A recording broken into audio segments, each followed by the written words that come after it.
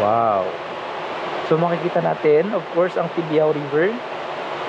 Diyan tayo pwedeng mag-river tubing. And sa taas niyan, makikita nyo naman mayroong bundok. And yan, papunta dito sa kaliwa. By the way, sa kanan makikita natin yung Kawa Hot Bath. And dito naman, makikita nyo, mayroon tayong hanging bed. Ang hanging bed po ay syempre nakahang na higaan. And sa tabi niyan, mayroon ding duyan.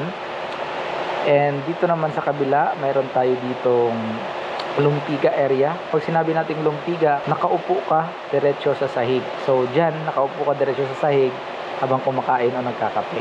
Sa taas naman yan, mayroon tayo birds, nest. And ipapakita ko naman sa inyo from the other side. Ayan na yung kanilang cafe. By the way, yung room kung nasaan ako ngayon, ito yung maliit na room. And sa taas nito, may mas malaki. And mas malaki pa yan dyan. And mayroon din silang tree house sa mismong Mangga.